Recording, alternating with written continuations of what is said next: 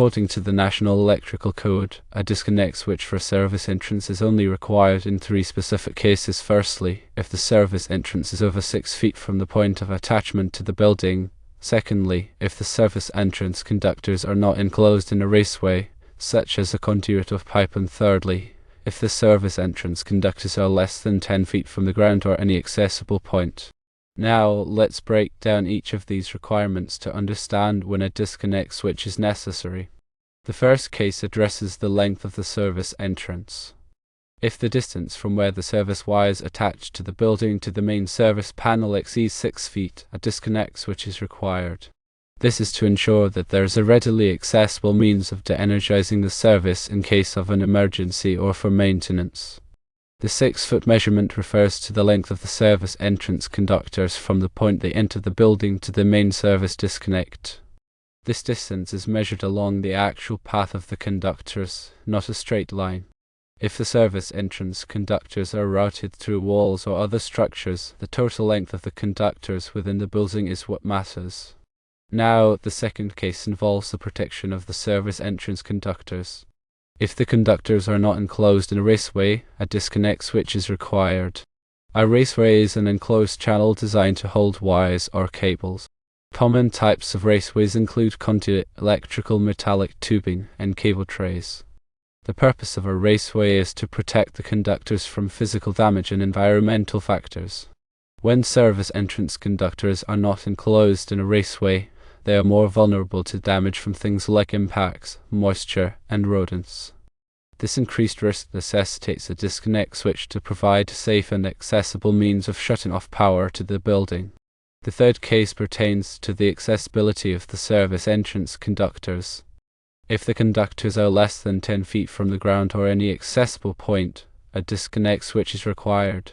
This is to prevent accidental contact with the conductors by people or objects.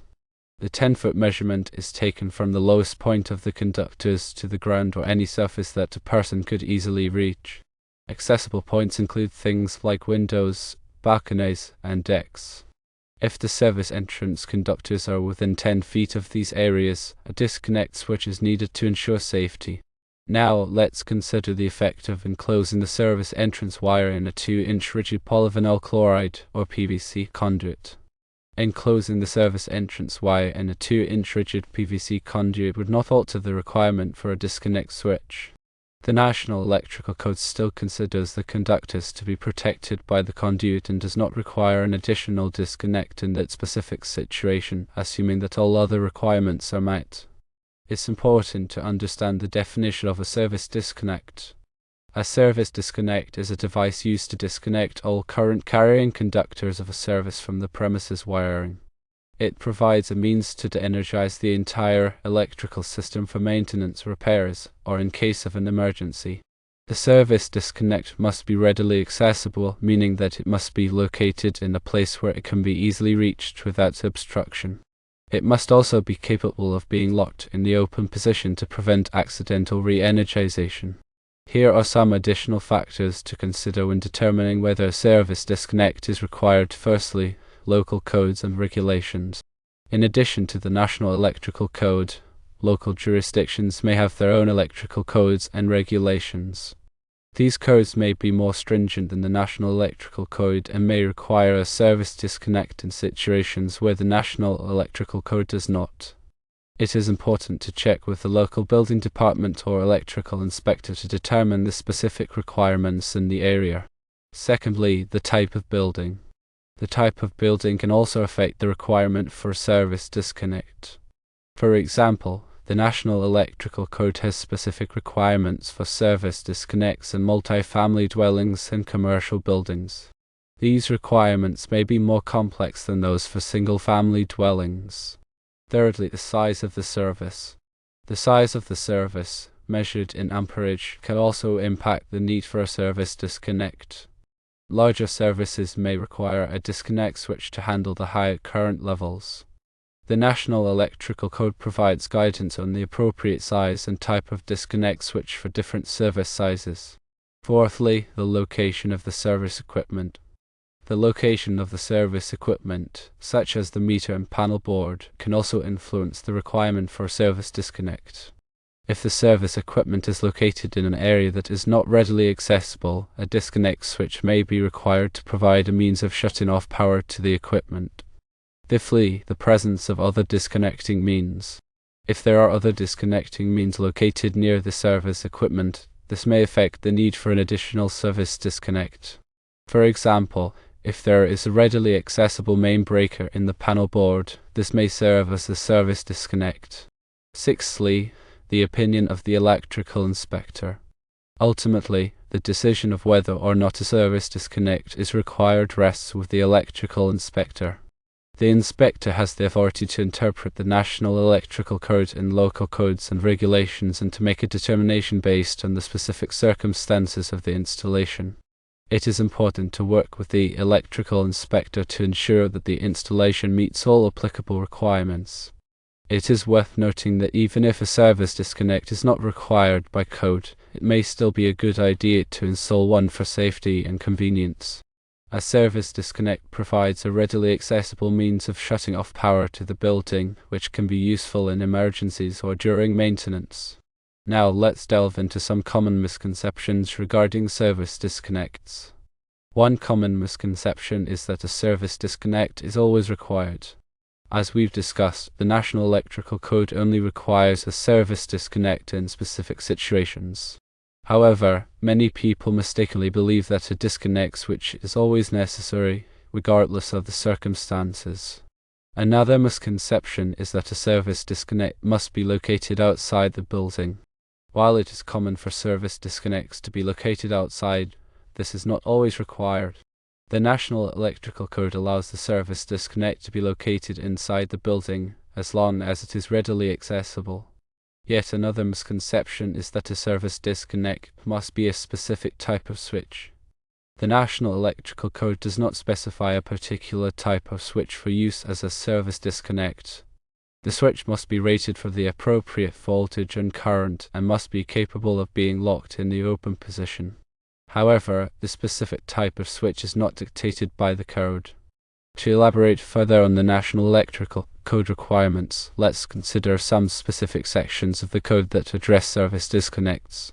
National Electrical Code Section 230.70, location, states that the service disconnecting means shall be installed at a readily accessible location either outside of a building or structure or inside nearest the point of entrance of the service conductors. This section emphasizes the importance of accessibility and proximity to the service entrance. National Electrical Code Section 230.71, maximum number of disconnects, specifies that each service shall have no more than 6 disconnects. This rule is intended to prevent an excessive number of disconnects, which could create confusion and increase the risk of accidental disconnection. National Electrical Code Section 230.85, emergency disconnects, requires that 1 and 2 family dwelling units shall have an emergency disconnect located at a readily accessible outdoor location. This disconnect is intended to provide a means of quickly energizing the dwelling in case of an emergency. Now let's discuss the different types of service disconnects that are available. One common type of service disconnect is a fuse disconnect switch. This type of switch incorporates fuses to provide overcurrent protection for the service conductors. Fuses are sized to protect the conductors from overload in short-circuit conditions. Another type of service disconnect is a circuit breaker. A circuit breaker is an automatically operated electrical switch designed to protect an electrical circuit from damage caused by excess current from an overload or short circuit. Its basic function is to interrupt current flow after a fault is detected. Circuit breakers are commonly used in service panels and can also be used as service disconnects. Yet another type of service disconnect is a non-fuse disconnect switch. This type of switch does not include fuses and is used primarily for disconnecting the service conductors. Non-fuse disconnect switches are often used in conjunction with other overcurrent protection devices, such as circuit breakers in the service panel. When selecting a service disconnect, it is important to consider the following factors. Firstly, the voltage and current rating of the service. Secondly, the interrupting rating of the disconnect switch. Thirdly, the type of enclosure. And fourthly, the listing and labeling of the disconnect switch. The voltage and current rating of the service disconnect must be equal to or greater than the voltage and current of the service conductors. The interrupting rating of the disconnect switch must be sufficient to interrupt the maximum available fault current at the service entrance. The enclosure of the disconnect switch must be suitable for the environment in which it will be installed. For example, a disconnect switch installed outdoors must be housed in a weatherproof enclosure. The disconnect switch must be listed and labeled by a recognized testing laboratory such as Underwriters Laboratories or all. This ensures that the switch has been tested and meets safety standards. Here are some best practices for installing service disconnects. Firstly, install the disconnect switch in a readily accessible location. Secondly, ensure that the disconnect switch is properly grounded. Thirdly, use the correct size and type of conductors. And fourthly, torque all connections to the manufacturer's specifications. The disconnect switch should be installed in a location that is easy to reach and without any obstructions. The disconnect switch must be properly grounded to prevent electrical shock hazards. The conductors used to connect the disconnect switch must be sized according to the National Electrical Code and the manufacturer's instructions. All connections in the disconnect switch must be torqued to the manufacturer's specifications to ensure a secure and reliable connection. Ignoring manufacturer's specifications when torquing may cause arcing, overheating, and possibly electrical fires. To summarize, a service disconnect is an important safety device that provides a means of energizing an electrical system. The National Electrical Code requires a service disconnect in specific situations, such as when the service entrance conductors are over 6 feet long, are not enclosed in a raceway, or are less than 10 feet from the ground. When selecting and installing a service disconnect, it is important to consider the applicable codes and regulations, as well as the specific requirements of the installation. By following these guidelines, a safe and reliable electrical system can be ensured.